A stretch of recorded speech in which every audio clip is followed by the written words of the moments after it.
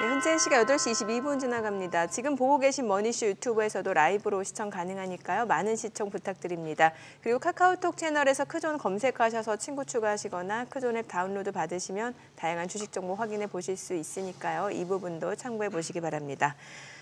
어제 국내 증시 코스피 코스닥 양시장이 정말 2% 넘게 떨어지고 환율이 급등하면서 뭔가 불안감을 키우는 양상이었는데 간밤도 뉴욕 증시는 보합권 생각보다 좀 강했단 말이죠. 네. 예. 어제는 정말 좀 뭐랄까요? 어제는 좀 기분이 묘해지더라고요. 뭘 우리가 이렇게까지 싶은 생각이 들고. 두드러 맞는 느낌이었죠. 네. 어디 진짜 끌려가서 진짜 두들겨 맞는 느낌이었고 삥 뜯기는 느낌이었고 네. 그런 상황인데 그나마 이제 미국 장이 조금 뭐 기운을 차리나 싶기도 하고. 근데 또 이 유럽하고 또 퐁당퐁당 엇박자네요. 또 유럽이 또 이제 많이 빠지고 했는데 오늘 또 모처럼 수요일 아닙니까? 그렇죠. 우리 또 SBS BG의 또 네. 상승 요정. 상승 요정이요? 네, 상승 요정 우리 유동훈 본부장님 3주 만에 출연하시네요. 네. 오늘 유한타증권 유동훈 본부장님 함께합니다. 어서 오세요. 어서 오십시오. 안녕하십니까. 상승 요정 별명 마음에 드세요? 요정이요. 요정. 네. 아니 유 본부장님, 네. 제가 지금 하도 답답해서 네. 지금 한번 보니까 네.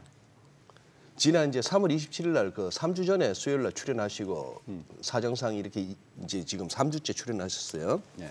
그러면 3월 27일부터 해가지고 그동안 3주 동안에 네. 어떻게 됐나 싶어보니 S&P 500만 한 2.92% 빠지고 나스닥도 2.76%로 네. 빠지고 다우가 조금 크네요. 3.8%다 하락인데 네. 그리고 이 와중에 중국도 상해 종합이 0.81% 하락에 그치고 홍콩 해봐야 항생 H가 마이너스 1.4%인데 우리 코스피가 5.35% 빠지고 코스닥은 9.09% 빠졌습니다. 화가 네. 납니다, 진짜. 그러게요. 이런 상황인데 한번 미국 장이나 그동안에 뭐 계속 저희들 다루긴 했습니다만 또 유 본부장께서 보시는 뭐 지정학적 리스크 이런 것도 한번 총괄적으로 한번 정리 한번 하고 가시죠. 네, 그럽시다. 저희가 계속해서 네. 4월, 5월 정도는 조정이 있을 거다라고 네. 얘기를 해드렸어요. 그러니까 1, 2, 3월이 워낙 예상보다 강했던 모습이 있었고 뭐 강한 장일 거라고 예측은 했지만 이 정도로 강할지는 몰랐거든요. S&P 500이 1, 2, 3월 달 그리고 4월 초순까지만 하더라도 연초 대비해서 10%나 급등을 했었습니다. 네. 네, 그렇기 때문에 이제 어느 정도 좀 조정이 필요했던 시기였고요. 그리고 제가 계속 말씀을 드렸던 부분이 조정이 나올 수 있는 이유는 결국은 인플레이션 숫자가 예상보다 높게 나올 것이고 이에 따라서 기준금리 인하 부분에 있어서 계속 좀 늦춰질 수 있을 가능성에 대해서 얘기를 해드렸었습니다. 자, 그러면서 이제 좀 조정이 일어날 수 있을 가능성에 대해서 말씀을 드렸어요. 근데 이제 지금 조정이 일어나고 있는 이 구간에 저는 좀 마음 편하게 들여다보고 있는 이유가 뭐냐면 과거에는 그 7, 8, 9월 달에 작년에 네. 이때는 지수가 미국이 많이 빠졌었을 때 우리나라 투자자들이 계속 팔고 나갔어요. 예, 근데 이번에 빠질 때는 지금 외국인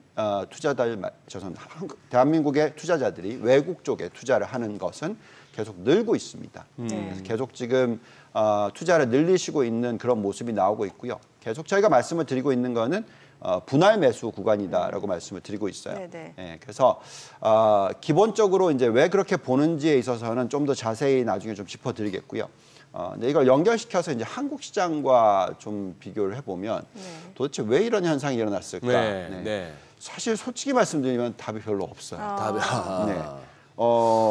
그게 이제 복합적으로 어떻게 보면은 이제 위안화가 좀 많이 절하가 되는 모습에 또 엔화 우리가 많이들 이제 엔화에 대해서 절상이 될 가능성에 대해서 많이들 얘기했는데 실질적으로 그렇지 않았고요. 네. 그런 가운데서 이제 우리나라 환율이 같이 이제 동반 하락을 하는 모습을 보였었습니다. 예, 그러다 보니까 이제 외국인들의 입장에서는 계속해서 이제 환율이 더 절하될 수 있을 가능성을 가지고 한국을 좀 매도를 하는 그런 모습이 나오고 있어요. 예, 그래서 그렇기 때문에 어떤 하락폭이 굉장히 컸지 않았나라는 생각이 들고요. 그렇지만 저희가 생각할 때는 지금 이런 환율 환경에서는 아까도 잠깐 얘기 나왔는데 네. 우리나라가 경쟁력을 갖추고 있는 반도체와 자동차 업종에 있어서는 오히려 뭐 나쁜 뉴스가 아닙니다. 네. 예, 그래서 펀더멘탈적인 실적 부분은 예상을 상회할 가능성이 상당히 높다라고 판단하고 있고요. 그래서 이런 조정이 일어나 줄 때의 어떤 종목 선별이 중요하다라는 얘기를 해드릴 수 있을 것 같고 계속 말씀을 드리는 내용이지만 지금은 선택과 집중이 중요하다. 예, 그래서 금리 민감한 쪽에 투자를 하기보다는 경기 민감, 특히 이 IT 산업과 지금 우리가 들여다보고 있는 이 전기차 관련된 쪽에 있어서 우리나라의 경쟁력을 확인을 하시고 실적이 어떻게 바뀌는지를 보시면서 투자를 늘려가시는 전략은 유효하다라고 말씀을 드리고 있습니다. 자, 이제 중요한 부분은 결국은 이제 미국이 지금 빠지니까 그래도 빠졌잖아요. 10% 상승하던 게 지금 마이너스 2점 몇 프로라고 아까 소장님 말씀하셨듯이 빠졌습니다. 그래서 우리나라도 같이 빠지고 있죠. 그러면 이제 우리나라가 돌아서려면 미국이 먼저 돌아서 줘야 되겠죠. 네. 네, 그래서 오늘 굉장히 중요한 포인트가 언제 돌아서느냐. 미국 증시가. 이제 저희가 계속 얘기해 드리는 것은 분할 매수해도 된다. 지난번에 조정이 있었던 거는 8, 9, 10월 달 조정이었거든요. 근데 이번에 조정은 저희가 생각할 때는 3개월 연속으로 가지는 않을 것 같고요. 네. 길어야 뭐 5월 말까지 정도로 저희는 생각을 하고 있고 앞으로 5월 달에 나올 수 있는 숫자들이 제가 생각할 때는 시장 우호적일 거라 생각합니다. 지금까지 나왔던 거에 반대의 현상이 나올 수 있을 확률이 높기 때문에 이제 그런 부분들을 좀 말씀을 드려야 될 것 같습니다. 그래요. 지금 보면은 미국의 국채 수익률도 좀 많이 올라가고 있는 상황이고 이제 제롬 파월 연준 의장도 뭔가 좀 발언 자체가 좀 매파적으로 좀 많이 바뀐 것 같다는 느낌도 들고요. 네. 자, 우리가 금리에 있어서 얘기를 좀 나눠보자면 이제 결국은 이게 인플레이션 관련된 리스크를 가지고 얘기를 하고 있고 또 경기의 사이클에 대해서도 얘기를 하고 있습니다. 제가 이거는 이제 지난 주말에 들여다본 숫자였는데 페드와치의 숫자를 보고 있으면은 이제는 금리 인하의 시기가 7월 달로 이제 지연이 됐었고요. 근데 오늘 또 보니까 9월 달로 지연되는 가능성까지도 지금 나오고 있습니다. 근데 저희가 생각하기에는 그렇게까지는 지연되기보다는 앞으로 나오는 숫자가 중요한데 4월 숫자부터는 저희는 예상보다 더 낮은 인플레이션 숫자가 나오지 않을까라는 기대를 좀 가지고 있어요. 네. 그래서 그 숫자가 언제 발표되냐면 5월 15일 날 발표가 됩니다. 그렇기 때문에 아마도 금리 인하는 저희는 7월 31일 날 일어날 거다라고 저희는 예측을 합니다. 근데 어쨌든 시장은 파웰 의장이 얘기한 것처럼 예상보다 늦어질 수 있다 이런 얘기를 하고 있고요. 근데 중요한 포인트는 뭐냐면 얼마나 금리를 많이 내릴 거냐 하는 부분인데 이거는 이제 저희가 예상했던 것과 거의 비슷해졌습니다. 이제 올해 연말까지 최소 한 0.25% 많이 내릴 수 있을 가장 많이 내린다면 3차례 정도. 네. 0.75% 정도의 금리 인하가 최대이다라고 보면 우리가 지금 예측하고 있는 거는 올해 0.5에서 0.75 정도 금리 인하라고 예측을 하고 있었고요. 또 내년도에도 0.5에서 0.75 정도의 금리 인하를 할 거다라고 말씀을 드리고 있습니다. 그렇게 되면은 그만큼 우리가 보고 있는 이 금리의 하락폭 자체가 그렇게 크지 않아요. 근데 그렇게 하락폭이 크지 않다라는 것은 오히려 시장에는 좋습니다. 왜냐하면 금리를 너무 급격하게 많이 내려야 된다라고 하면은 경기가 좋지 않다라는 얘기거든요. 네. 그래서 빨리 금리를 내려줘야 된다라는 의미가 되겠고요. 그렇지만 제가 볼 때는 지금 미국의 경기가 굉장히 좋다. 특히 이 생산성 향상 부분에 있어서 좋기 때문에 인플레이션을 자극하지 않는 선에서의 안정적인 성장이 나올 가능성이 높다라고 얘기를 하고 있습니다. 예. 그래서 지금 보면은 이제 미 연준의 입장에서 좀 기다려야 되죠. 왜냐하면 여태까지 너무 금리를 늦게 올렸었으니까. 네. 근데 이제 금리를 내리려면 완전히 인플레이션 숫자가 수렴하는 것을 보고 내리려고 할 겁니다. 근데 저희는 4월 달, 5월 달 숫자가 나오면은 훨씬 괜찮을 거다. 이제 왜 그렇게 보고 있냐면 자, 이걸 보시면은 지금 미국의 임금 상승률 추이인데요. 보시면 쭉 계속 내려오고 있죠. 3%대의 성장률로 떨어졌습니다. 네. 이게 무엇을 의미하냐면 지금 나오고 있는 이 인플레이션 숫자가 예상치보다 높게 나오는 이유가 뭐냐? 이거는 공급단에서의 이슈지 수요단에서의 이슈가 아니다. 그러니까 인플레이션이 장기적으로 높게 유지가 되려면요. 수요가 굉장히 강해야 됩니다. 네. 근데 지금 임금 상승률이 3%대로 떨어졌다라는 것은 그 수요가 뭐 아주 강해서 인플레이션을 끌어올리는 요소가 아니다라는 거죠. 다만 지금같이 이런 지정학적 리스크가 나오고 있고 계절적인 요소가 들어올 때는 유가도 상승을 하고 원자재 가격도 상승을 하기 때문에 그런 현상이 올해 1월 이후에 2월, 3월 숫자에 영향을 크게 미쳤고 그 부분을 보고 지금 미 연준이 좀 지연시키는 것이지 네. 그걸 제외하고 나면 이미 인플레이션은 저희는 2%대 중반까지는 이미 잡혔다라고 생각합니다. 그래서 이제부터 나오는 숫자, 즉 4월 달 숫자부터는 4월, 5월, 6월 달 숫자를 확인하면 이 7월 31일이죠. 그러면 6월 달 숫자도 확인하겠죠. 7월 31일이면. 그때는 미 연준이 3달 연속으로 예상보다 낮거나 안정적인 인플레이션 숫자로 복귀하는 현상을 보게 되면은 우리 이번에는 금리 내려줄게 정도로 갈 수 있을 것 같고요. 연말까지는 저희가 생각할 때는 0.5에서 많이 내리면 0.75 정도까지 내려줄 거라고 생각을 하고 있습니다.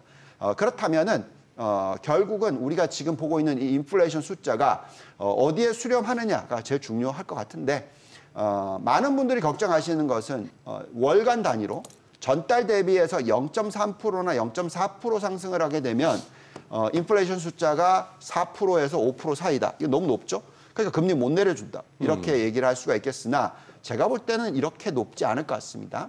전달 대비 숫자로는 아마 0.1에서 0.2% 수준으로서 수렴하기 시작할 거다. 앞으로 나오는 숫자들이. 그렇게 되면 인플레이션은 올해 연말 되면은 2에서 3% 사이가 될 거다라고 예측이 되면서 전체적인 큰 그림은 나쁘지 않을 거라고 생각을 합니다. 이걸 가지고 이제 우리가 금리에 대해서 얘기를 해보자면 우리가 계속 얘기하고 있는 게 뭐냐면 앞으로의 금리는 예상보다 높은 금리가 될 것 같다라는 얘기를 하는데 그래도 밴드는 3에서 5%. 그러니까 5%를 뚫고 올라가서 뭐 6, 7, 8 제이미 다이먼이 얘기하는 뭐 8% 뭐 이거는 너무나 잘못된 비유라고 저는 생각하고 있고요. 그렇게 될 가능성이 굉장히 낮다라고 좀 이따가 그 현재의 지금 미국의 그 정부의 부채 비율을 보면서 설명을 좀 해드릴 수 있을 것 근데 같습니다. 원래 제이미 다이먼 예측은 많이 틀렸잖아요, 사실. 네, 예, 맞습니다. 그냥 어느 정도 경고 정도로 생각을 하는 게 좋지 않을까라는 느낌이네요. 네. 제가 요즘 네. 제이미 다이먼 때문에 힘을 많이 얻습니다. 예측이 틀려도. 잘 틀리니까. 근데 조심할 거는 네. 제이미 다이먼이 얘기하고 나면은 과거에 그랬죠. 네. 뭐 한 4% 갈 것 같아. 아니면 뭐 7%도 갈 것 같아. 이 얘기할 때마다 말하고 나서 금방 금리가 많이 빠지면서 증시 랠리가 확 많이 왔기 때문에 그래서 제이미 다이먼 심지어 인간 지표 소리까지도 인간 지표. 듣는데. 예. 근데 4%로 결국 왔었고. 네네네. 그런 상황이라서 이제 다이먼이 말하는 게 좀 시차가 있다는 측면에서 조금은 그건데 일단은 그래요. 뭐 제이미 다이먼이 말하는 8% 어떻게 보면 거기다가 지금 우리 유 본부장께서 진짜 힘든 싸움을 하고 계신 거예요. 지금 누구랑 싸우나 하면 제이미 다이먼하고 싸우고 있고 레리 서머스하고 싸우고 레리 있는 거예요. 서머스. 레리 서머스 말이 지금 연준이 말하는 2.5나 2.6이 아니다. 중립금리가 자기가 보기에는 한 4%까지 온 것 같다. 네. 뭐 중립금리 4%에다가 인플레이션 3%만 해도 7%인데 거기다가 뭐 장기물, 텀 프리미엄까지 얹으면 8%라는 금리가 꼭 기준금리는 아니더라도 뭐 이렇게 그들의 가설이 그거 하자면 그래서 지금 이제 그런 분들하고 지금 우리 유 본부장님께서는 논리적 어떤 그 싸움을 하고 계신 거예요. 근데 지금 미국은 지금 어제 뭐 파월 의장이 2%까지 가려면 조금 더 자신감을 얻으려면 데이터도 좀 더 도와줘야 되고 봐야 된다 하는데 라가르드 22 총재는 어제 곧 내릴 것처럼 얘기했단 말입니다. 이쪽도 통화 정책에서도 약간의 다이버전스가 있어요. 그러니까 이게 이 부분을 좀 이해를 하셔야 될 것 네. 같은데요. 유럽 쪽은 굉장히 인플레이션이 좀 빨리 잡힐 수도 있죠. 왜냐하면 그만큼 유럽은? 또 중국산이 많이 들어오고 있거든요. 예, 결국은 중국은 디플레이션을 수출하는 국가가 지금 되어 있죠. 네. 계속 단가를 낮추고 수출합니다. 그래서 그런 모습이 나오면서 어떻게 보면은 이제 금리를 내려줄 수 있는 그런 입장이고요. 미국 같은 경우에는 저희가 생각할 때 금리를 내려줄 수 있는 입장이 맞기는 맞아요. 그런데 아직까지 그 부분에 있어서 예. 이 생산성 지표를 보면서 확인을 할 거라고 생각하고 있고요. 저희가 이제 1, 4분기 숫자가 굉장히 중요하다고 생각하고 있는데 지금 기업들이 발표하고 있는 내용을 보고 있으면은 미국의 기업들의 생산성이 높아지고 있는 거 확인이 되고 있고 그래서 1, 4분기 숫자가 언제 발표가 되냐면 5월 2일 날 발표가 됩니다. 그 숫자를 보고 나면 이제 제가 볼 때는 물가가 막 5%까지 치솟는다 이럴 가능성 거의 없다고 보시면 될 것 같고 2%대 중반 정도까지로 하행 안정화될 거다라는 의견이 좀 수렴되기 시작할 겁니다. 그렇게 되면 이제 10년 국채 금리가 5% 근처 지금 벌써 4.7까지 갔었나요? 네. 그래서 이 정도까지 오면은 거의 이제 고점 근처에 온 거다라고 저희는 생각하고 있고요. 그렇다고 해서 또 실질적으로 금리가 아주 많이 빠르게 빠질 거다 이 얘기도 아닙니다. 네. 저희가 계속 그 얘기는 해드렸죠. 정말 많이 빠져야 3.5%다. 그래서 사실은 채권 투자를 하지 마시라는 정도까지도 얘기를 계속 해드려 왔었어요. 근데 많은 우리나라 투자자분들이 정말 채권 투자를 너무 쉽게 생각하시고 많이 하셨었어요. 돈이 많이 들어갔죠. 네, 그래서 그거를 좀 하지 마시라는 얘기를 정말 많이 해드렸고 네. 최근에 고객분들이 지금 그걸 어떻게 하지를 못하세요. 그래서 지금 입장에서는 이제 4.7%까지 왔는데 네. 여기다 대놓고 또 채권 팔기도 좀 그렇잖아요. 예, 그래서 그냥 기대 수익률을 좀 낮추시라. 왜냐면 지금 현재 이 금리에서 아주 조금 떨어진다고 계산하더라도 연간 단위로 한 4%대 중반의 수익은 내잖아요. 그 정도만 좀 생각하시고 이게 막 3%대로 떨어지고 2%대로 떨어지고 하면서 두 자릿수의 수익률을 내겠다는 욕심에서 네. 채권 레버리지 상품까지 사시는 거 이거 정말 잘못됐다. 예. 우리나라의 투자자분들에서 가장 많이 산 종목이 뭐냐면 TMF라는 종목이 있어요. 네. 그게 미국의 장기채를 장기채? 3배 레버리지로 사시는 겁니다. 장기채를 3배 벌었죠. 예. 소위 말해서 장기채 가격이 오르는 예. 그 국채 수익률이 떨어지는 거에 그쪽으로 베팅을 베팅한 하시는 거죠. 그것도 3배 레버리지로 단기적으로. 예, 그렇죠. 그거는 엄청나게 어려운 투자를 하시는 네, 겁니다. 그렇죠. 그래서 그건 잘못됐다고 말씀을 드리겠고요. 그래서 저희가 계속 그 자산 배분을 할 때 있어서 지금은 주식의 시대다. 그러니까 이제 채권은 어떻게 보면은 장기적으로 연간 수익률이 낮으면 3%, 높아야 7% 정도의 수익을 내는 구간이 1년이 아니고요. 2년, 3년, 4년, 5년 장기적으로 쭉 갈 수도 있습니다. 그렇기 때문에 이 채권 수익률을 너무 기대치를 높이시면 안 된다. 그 부분을 꼭 생각하시기를 좀 말씀을 드리고 있고요. 대신에 경기가 쉽게 식지는 않을 겁니다. 식는다는 게 엄청나게 침체로 가면서 어떤 위기가 나올 것 가능성은 좀 장기적으로 그 가능성이 낮아지고 있다라고 계속 말씀을 드리고 있고요. 그 이유가 우리가 계속 지금 투자하고 있는 초점이 되고 있는 AI 때문에 생산성이 높아지고 있는 부분이 나오고 있기 때문에 그렇다고 말씀을 드리고 있습니다. 자, 이런 가운데서 저희가 이제 채권 수익률에 대해서 이제 많은 분들이 좀 생각을 하고 있는데요. 이 보십시오. 이게 이 채권 수익률인데요. 이게 10년 평균 수익률을 계산해 놓은 건데 보시면은 1980년대 이후부터 90년대 쭉 보시면은 엄청나게 많이 올라가 있죠. 그리고 언제까지 거의 8% 이상의 수익률을 냈냐면 2020년대까지 그렇습니다. 예, 그렇다 보니까 상당히 많은 분들이 미국 국채만 사면 돼. 그죠?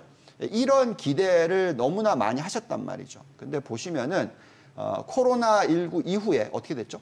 폭락을 했습니다. 그러면서 이제 기대 수익률이 얼마까지 떨어져 있냐면 거의 0% 수준까지 떨어져 있어요. 네, 이게 오래 갈 수가 있어요. 언제 때문에? 보시면 1950년대부터 거의 80년대 될 때까지 보시면은 수익률이 4% 미만입니다. 그러니까 이런 시대가 앞으로 장기화될 수가 있어요.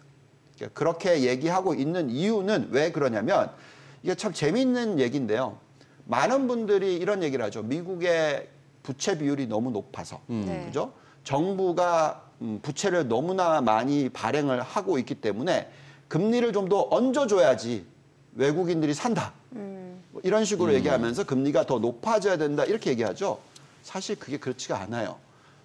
이 차트를 보고 있으면은 정말 놀랍게도 뭐냐면 이거는 금리가 낮게 유지되는 이유가 뭐냐면 부채 비율이 높기 때문에 그래요.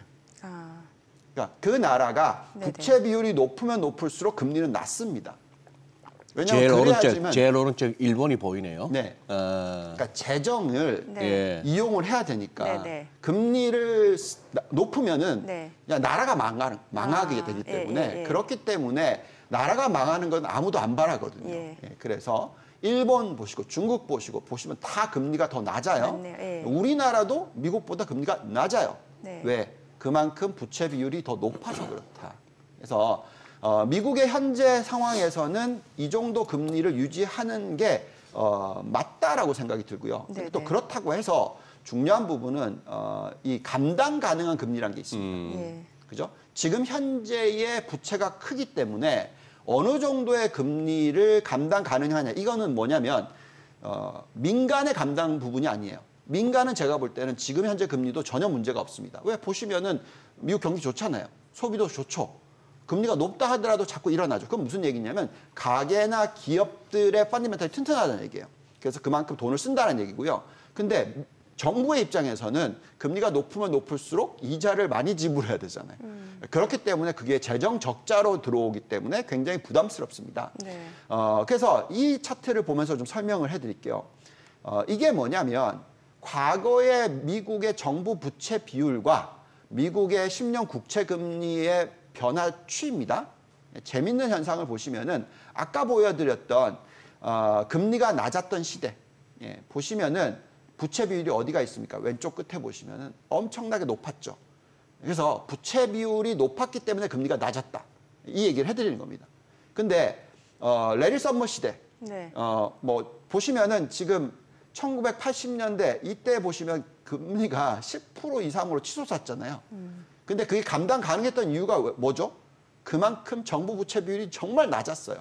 그러니까 재정의 부담이 금리가 높다 하더라도 크지 않았단 말이죠. 그래서 이게 감당 가능했다는 겁니다. 근데 지금 어디 있죠? 오른쪽 끝에 보십시오.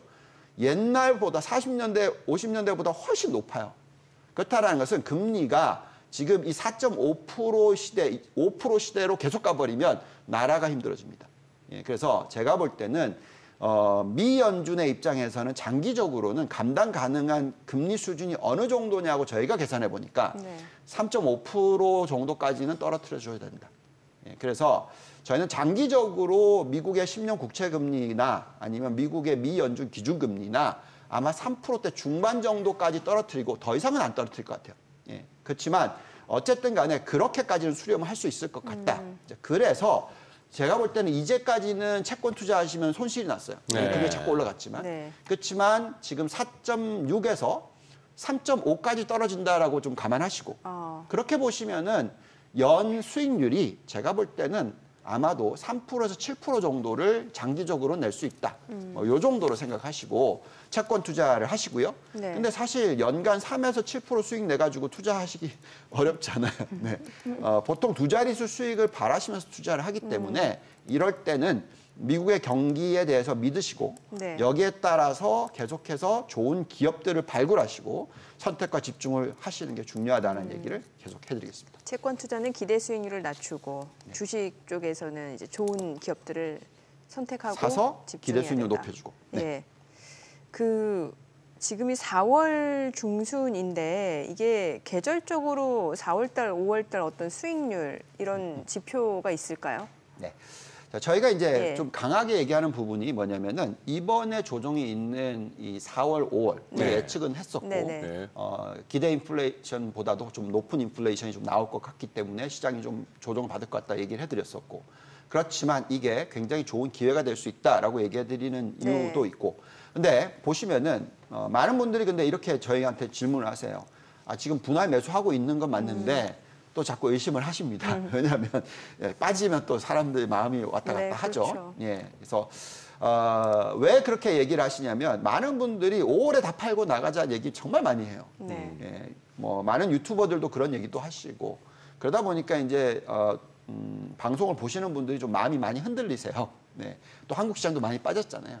많이 흔들리시는데 그렇게 이제 얘기를 하는 이유들이 왜 나오는지를 한번 보시면은 미국의 이 평균 수익률입니다. S&P 500과 다우 나스닥의 수익률인데 5월에서 10월 달의 수익률을 보시면은 지난 1970년부터 지난 50년 이상의 데이터를 가지고 보면 평균치가 5월에서 10월 달까지는 겨우 1.6% 상승을 하고요. 네.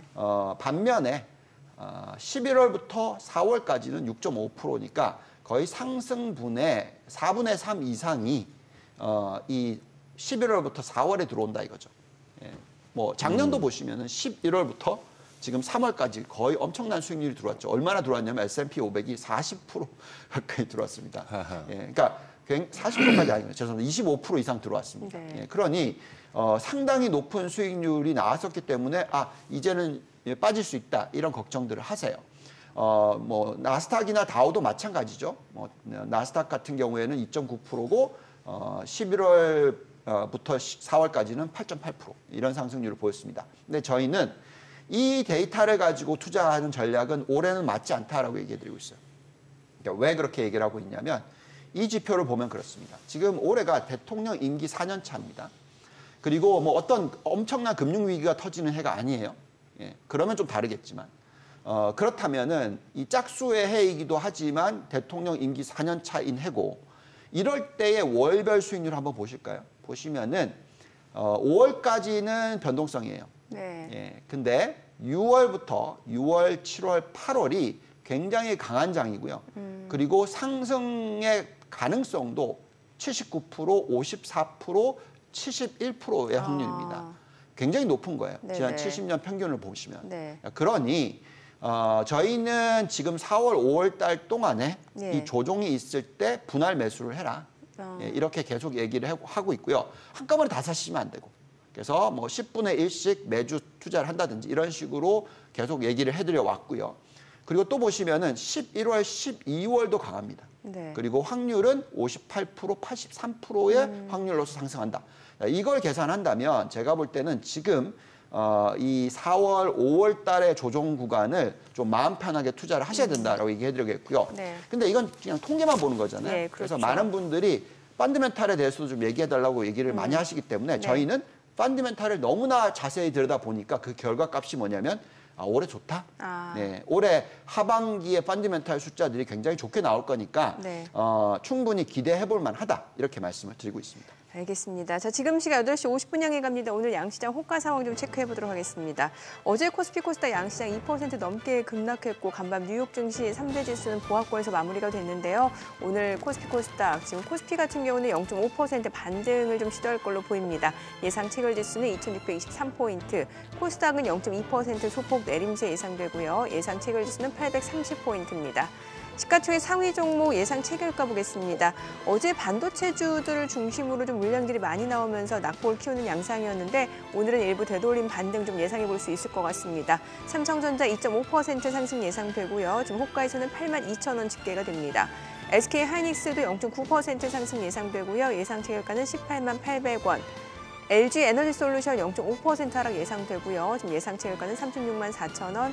삼성 바이오로직스도 0.5% 하락이 예상됩니다. 지금 호가 781,000원이고요. 삼성전자 우선주 강보합 출발 예상됩니다. 현대차 지금 호가에서는 보합이 예상되고요. 242,000원으로 집계가 됩니다. 기아 약보합 출발 예상되고요. 셀트리온, 포스코홀딩스 각각 0.5%, 0.6% 하락 예상되고요. 이 가운데 네이버가 0.78% 상승 예상되면서 예상 체결가는 189,900원으로 집계가 됩니다. 코스닥 시가총액 상위 종목 예상 체결가도 보도록 하겠습니다. 에코프로비엠 오늘 1% 약세가 예상이 됩니다. 호가는 217,000원이고요. HLB가 0.9% 상승 예상됩니다. 예상 체결가 96,000원. 알테오젠 강보합권 예상되고요. 엔케엠이 어제장에서 약세장에서도 상승을 보여줬었는데 오늘 1.8% 추가적으로 상승세가 이어질 걸로 보입니다. 예상 체결가는 338,000원이죠. HPSP 오늘 2% 약세가 예상이 되네요. 지금 호가에서는 41,100원이고요. 이 가운데 리노공업, 셀트리온제약은 보합 예상됩니다. 레인보우 로보틱스가 1.5% 하락 예상되고요. 호가는 162,600원. 이오테크닉스 오늘 반등 시도할 걸로 보입니다. 예상 체결가 25만 원으로 집계가 됩니다. 자, 이제 개장까지 한 8분여가량 남았는데요. 일단 양시장 지금 국내 증시도 좀 혼조세 출발 예상이 되고 글쎄요. 어제 낙폭을 어느 정도까지 또 만회할 수 있을지도 관전 포인트가 아닐까 싶네요. 네. 뭐 환율은 물론이고요. 뭐 환율은 보니까 네. 지금 NDF 시장에서 어느 정도 당국의 스무딩 오퍼레이션 이렇게 의심이 갑니다. 네. 어제 아마 1,400원 찍고 나서는 장 마감까지 뭐 투기적 세력들의 차익 실현도 있었을 뿐만 아니라 좀 눌러준 것 같기도 한데 지금 들리는 얘기도 뉴스도 그러네요. 일본에 지금 재무상이 스즈키 슈니치란 분이고 우리는 네네. 지금 경제부총리 재무장관 최상목 부총리신데 지금 G20 재무장관 회담 그리고 IMF 월드뱅크 지금 연례 총회가 있다 보니까 그 가서 두 분이 이제 뭐 만나서 가볍게 얘기를 한 게 이제 공동 구두 개입이라고 이제 보도가 되긴 합니다만 시장 그렇게 영향을 받질 않네요. 뭐 그런 상황이라서 야 근데 참 장 재밌네요.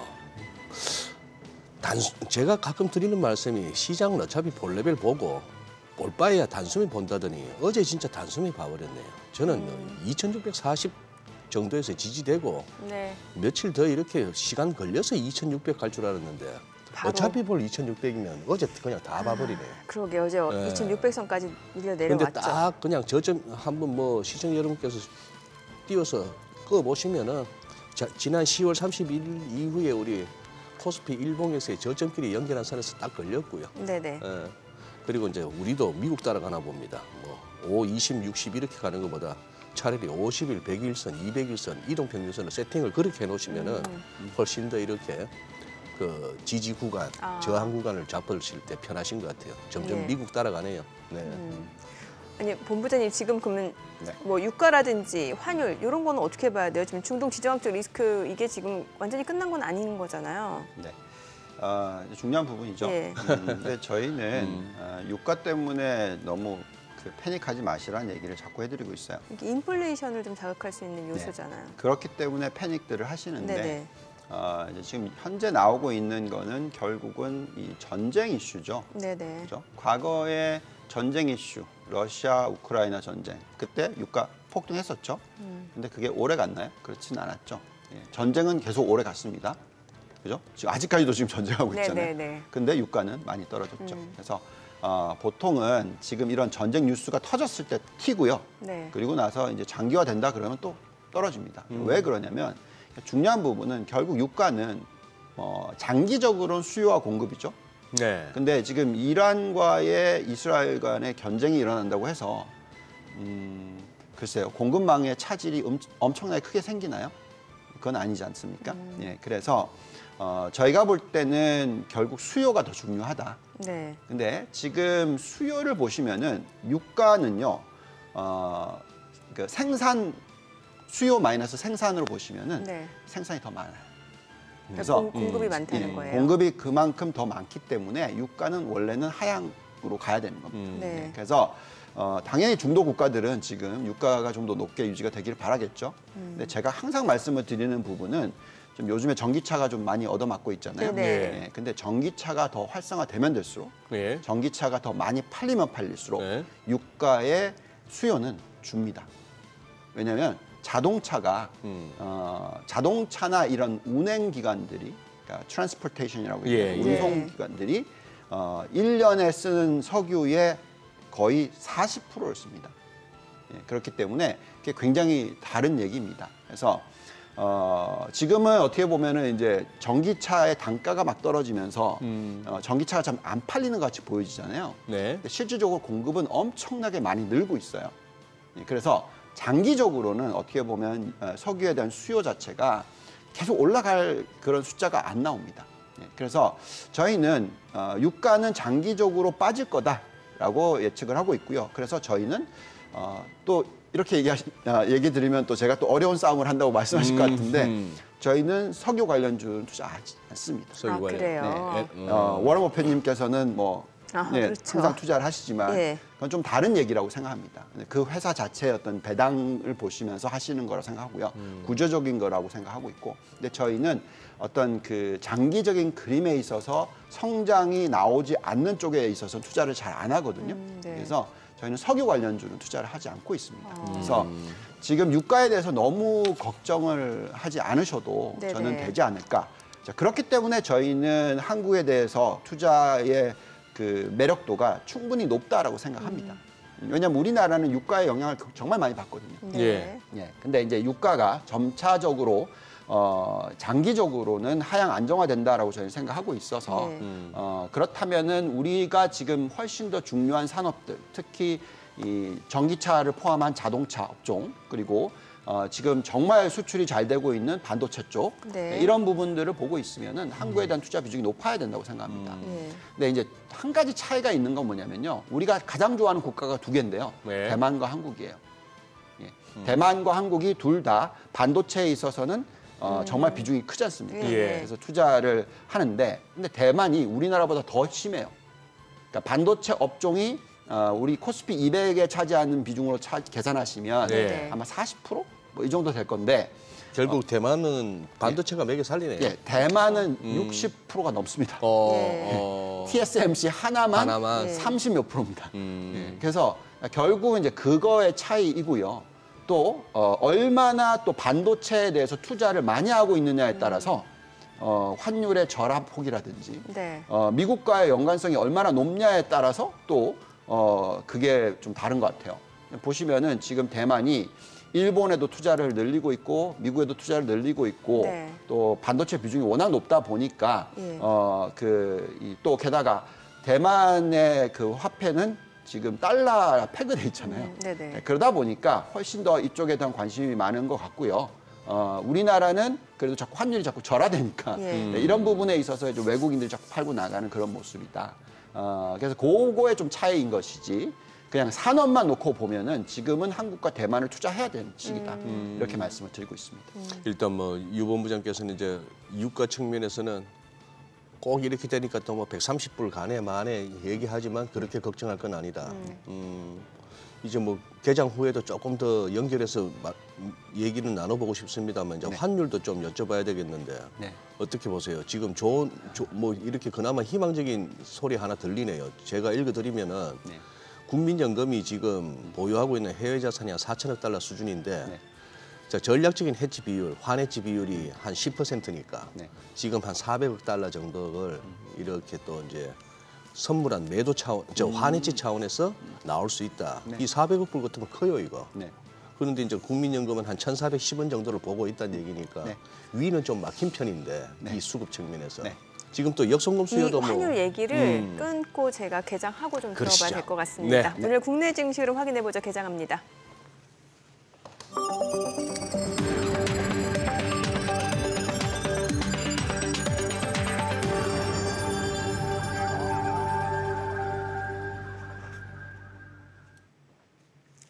네, 4월 17일 수요일 국내 증시 개장했습니다. 어제 국내 증시 코스피 코스닥 2% 넘게 폭락했습니다. 달러원 환율이 17개월 만에 1,400원 선을 돌파하면서 금융시장의 전반적으로 불안감을 좀 가중시키는 역할을 했고요.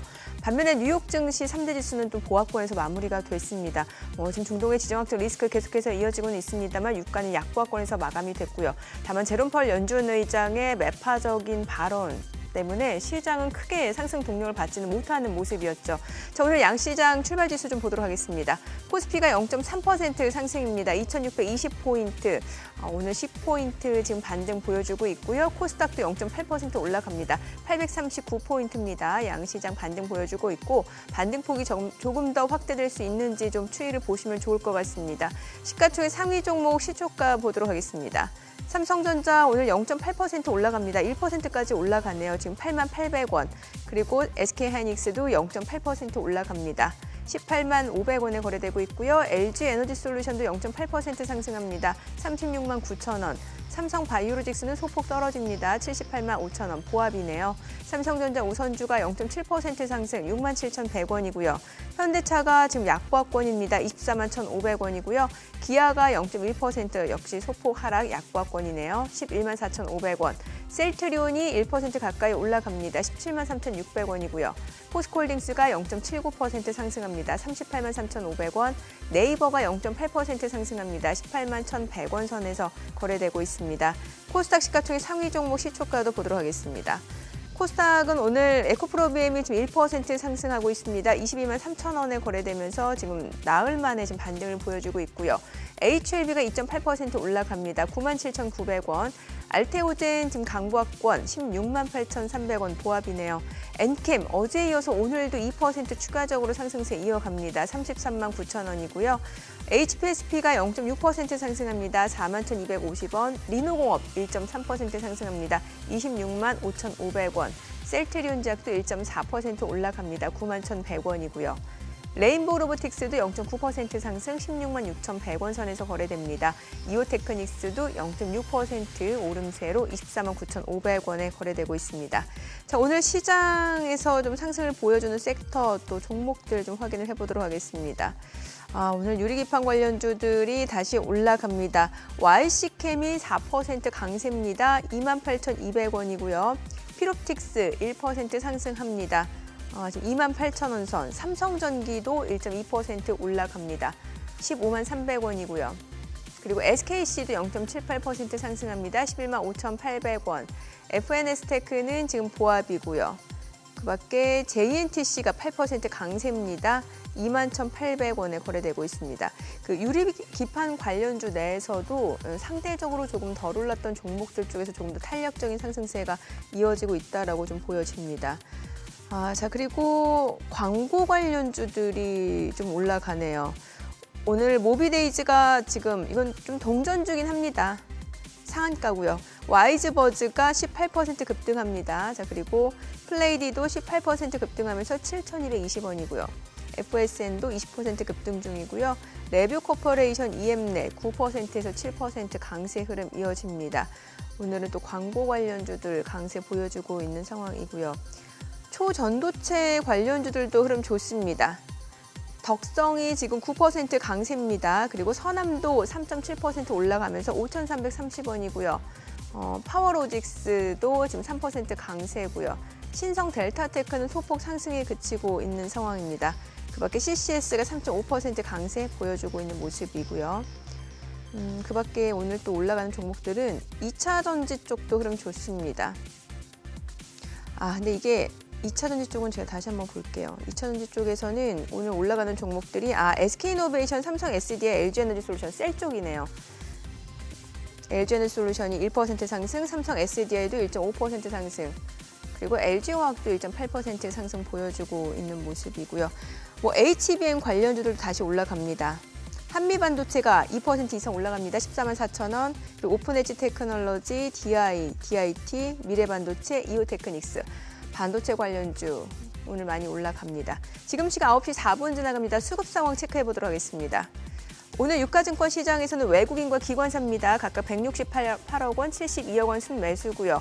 개인은 261억 원 매도 우입니다. 코스닥에서는 개인과 기관이 삽니다. 각각 201억 원, 37억 원 순매수, 외국인은 211억 원 매도 우입니다. 오늘 환율 많이 궁금하실 것 같은데 외환시장 개장 상황 보도록 하겠습니다. 달러원 환율은 좀 떨어집니다. 4원 50전 하락한 지금 1,390원에 개장이 됐습니다. 네, 일단 환율 자체는 좀 다행이네요. 네, NDF 시세로 봐서는 한 4원 정도 전일 대비 밀리는 거 아니냐 싶은데 NDF보다도 조금 더 낮아지고 있죠. 예. 아까 말씀드린 한일 재무장관의 굳이 말하자면 공동 구두 개입이라 할 만한 것도 있고 지금 이창용 한은 총재도 이렇게 발언을 하고 계시네요. 최근 환율 움직임 과도하고 변동성 지속되면 안정 조치 이런 식으로 얘기하면은 이 정도면은 구두 개입으로서는 어떻게 보면은 제일 센 분들이 하신 거 아니에요. 그렇죠. 한은 총재에다가 예. 재무장관까지 했으니까 시장이 조금 이제 움찔하는데 재밌게 됐습니다. 155엔이라는 그 어느 정도 BOJ가 세게 나올 만한 레벨 문턱까지 왔는데 일본도 지금 3월 무역 좋네요. 무역 흑자 예비치가 3,664억 엔. 이 엔저 때문에 전년 대비 수출이 7.3%나 늘고 이러니까 엔이 무작정 약세로 가기도 애매하고 대충 이렇게 달러롱 세력들이 이제 여기서는 좀 접어야 되나 싶은 생각이 들 만한 그런 뉴스들이네요. 아까 말씀 계속 좀 이어주시죠, 환율. 네. 지금 이제 금리냐, 네. 환율이냐 이거 계속 지금 보시면 이제 이렇게 인플레이션이 높게 측정이 될 수가 있죠. 환율이 자꾸 깨지면. 그러니까. 그만큼 우리는 이제 수입 국가고 일본도 마찬가지겠죠. 그래서 수입을 많이 하는 차원에서 인플레이션 압력이 자꾸 들어오면은 이게 이제 막아줘야 되는 부분이고. 근데 이제 금리가 상대적으로 미국보다 낮다 보니까 그런 또 어려움이 있지 않습니까? 그래서 이런 상황에서는 어쨌든 정부가 개입하지 않으면 안 됩니다. 네. 네. 그러니까 어차피 지금 금리가 더 낮아요, 우리나라가 미국보다. 그러면 이제 환율은 계속 절하가 될 수 있는 가능성이 더 높죠. 예, 예. 그리고 또 계속 얘기 나오는 게 이제 죄송합니다. 10년 미국 국채 금리가 높게 유지가 되고 있다 보니까 미 연준이 금리를 내리는 타이밍이 점점 지연이 된다, 이 얘기가 자꾸 나오다 보니까 그럼 우리가 지금 2%의 갭 차인데 네. 미 연준이 5.5고 우리가 네. 3.5니까 그래서 이 부분이 이 격차가 좁혀지지 않으면은 원화 강세가 잘 안 일어나거든요. 예. 그래서 이런 상황에서 인플레이션 압력이 너무 심하니까 어쨌든 개입을 해야 되겠죠. 근데 이제 만약에 미 연준이 금리를 내려주기 시작했다. 그래서 우리는 계속 3.5에 유지시키고 미국이 5.5에서 뭐 5.25, 5.0, 4.5까지 쭉 천천히 내려준다. 이러면 이제 원화가 앞으로 절상될 수 있는 가능성이 좀 더 확대가 되겠죠. 네. 그렇지만 그렇다 하더라도 아까 보여드렸듯이 우리나라의 금리가 여전히 미국의 금리보다는 더 낮게 유지가 될 것 같아요. 그렇다는 것은 계속해서 달러가 더 강할 수 있는, 그러니까 원화의 약세가 갈 수 있는 방향이 있습니다. 그렇기 네. 때문에 현재 시점에서는 어쨌든 옛날처럼 우리가 1,100원, 1,200원 이런 건 기대하지 마셔야 될 것 네. 같고요.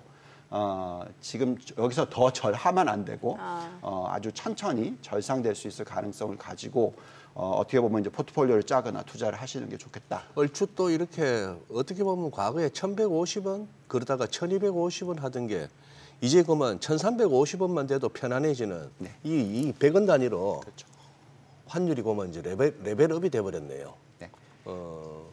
우리나라의 성장률이 크게 높아지거나 이제 금리를 좀 높여줄 수 있는 환경이 되면은 또 다른 얘기겠지만 글쎄, 저희가 지금 현재 부채 비율이 예. 민간 부채 비율이 너무 높아요. 그래서 금리를 올릴 수가 없습니다. 그런 상황이 계속된다면 예. 환율은 계속해서 그러니까 절하 압력이 예. 조금씩 있다라고 생각하시면서 그래서 조금 이제 그 상단을 조금씩 높여가는 그런 마인드를 가지시고 전략을 짜시는 게 좋겠다는 말씀 드리고 있습니다. 그 가상자산 비트코인도 좀 여쭤보고 싶은데 네.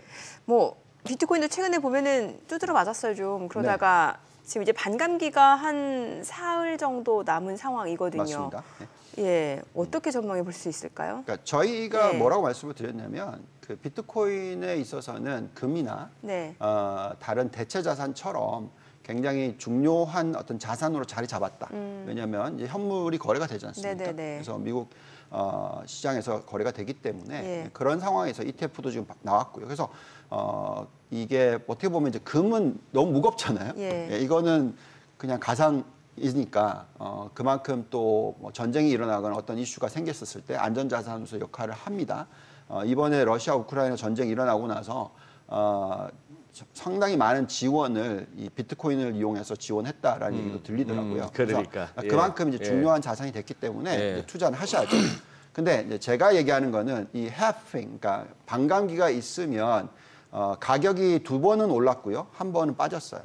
그래서 2012년과 2020년에는 크게 올랐는데 2016년에는 빠졌습니다. 네. 그래서 이거를 가지고 뭐 반감기이기 때문에 뭐 급폭등을 해야 된다, 이렇게 계산하시는 거는 좀 잘못됐다.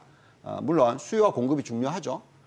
근데 이제 금도 생각해 보시면 뭐 금을 추가로 많이 캘 수 있는 게 아니거든요. 어차피 공급이 적기 때문에 기본적으로 그냥 이 수요 공급뿐만이 아니라 여러 가지를 보고 판단하거든요. 이제 무슨 얘기를 해드리는 거냐면 지금 가상화폐 시장이 나스닥과 비교했었을 때 네. 시가총액 기준으로서 이제 7%입니다. 굉장히 커요. 우리가 대체 자산 얘기할 때 예. 우리 같이 이제 글로벌 투자를 하시는 펀드 매니저들의 입장에서는 내가 아무리 많이 이 대체 자산을 실른다 하더라도 내 북에 10% 넘어갈 때는 부담스러워요. 그렇죠. 근데 이미 벌써 나스닥이 7%란 말이죠. 그래서 비트코인이 얼마나 올라갈까? 어떤 분들은 막 10배 간다. 이거는 그러면 뭐 나스닥에 70% 돼야 되나?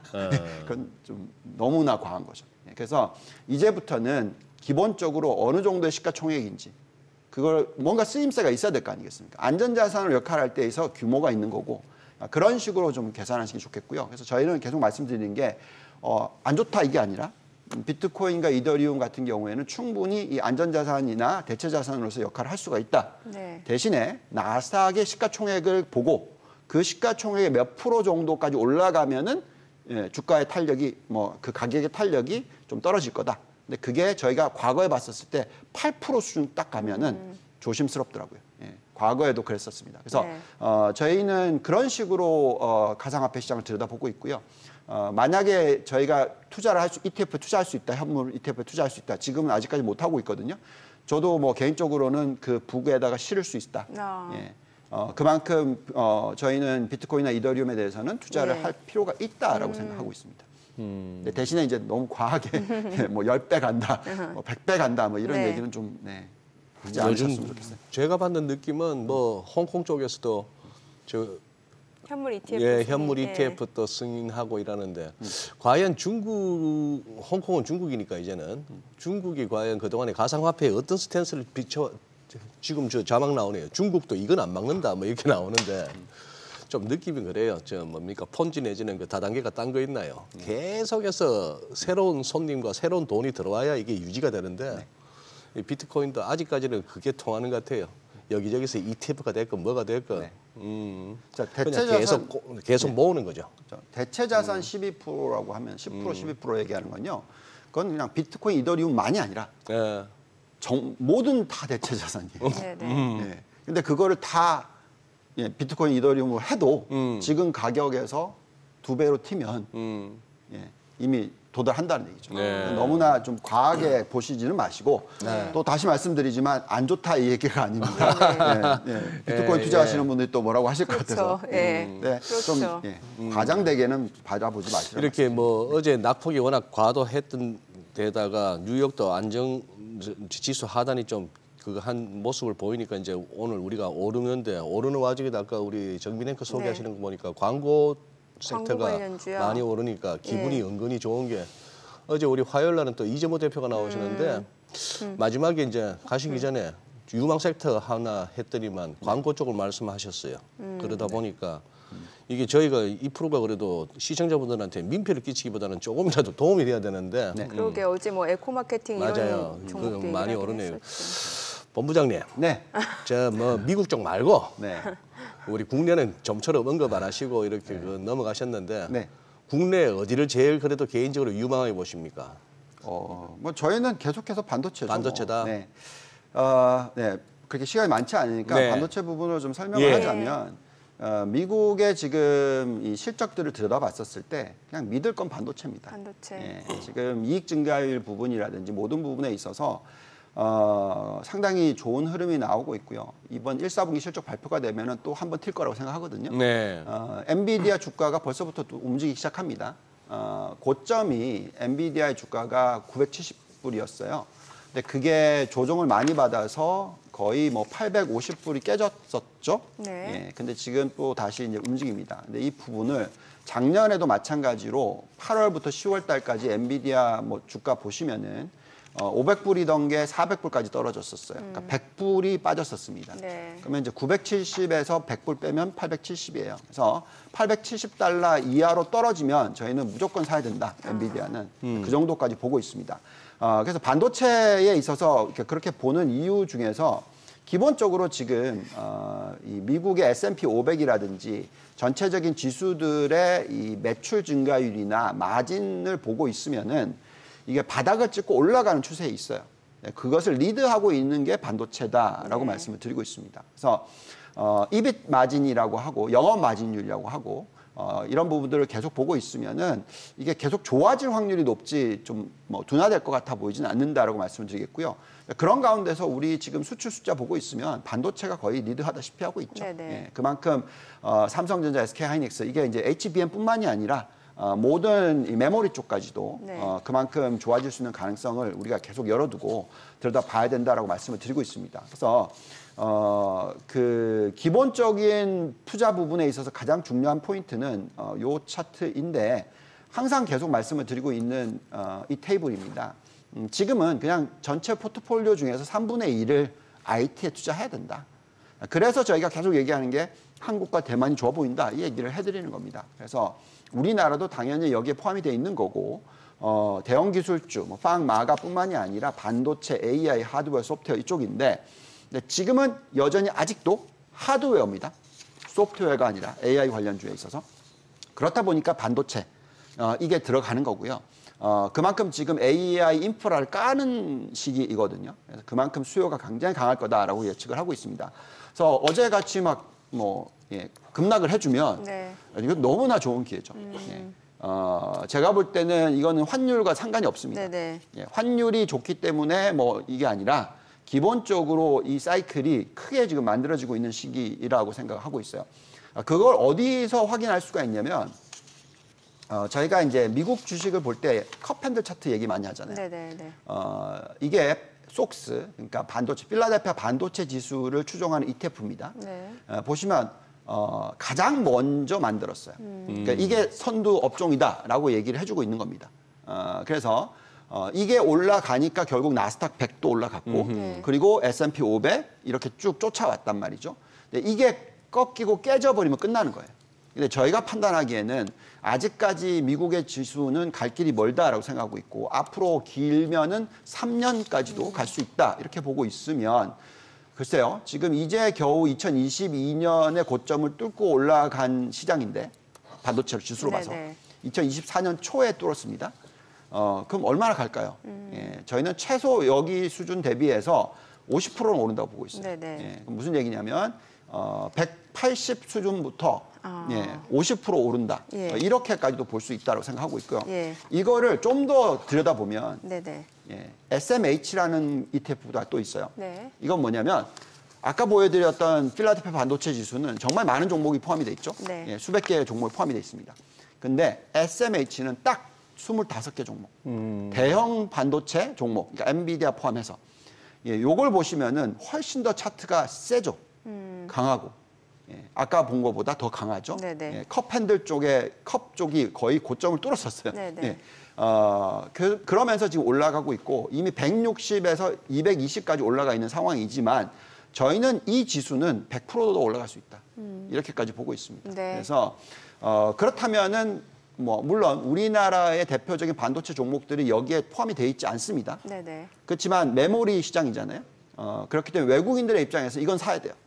왜냐하면 이 ETF를 사서는 네. 커버가 안 되거든요. 네. 그래서 저희가 판단할 때 장기적으로서도 앞으로 1년이 아니라 2년, 3년을 놓고 보더라도 이 반도체 관련된 투자는 우리나라에서도 굉장히 중요한 포인트고 거기에 관련된 종목들 계속 투자를 하시는 게 맞지 않나라는 네. 말씀을 드리고 있습니다. 알겠습니다. 오늘 내용 잘 들었습니다. 고맙습니다. 감사합니다.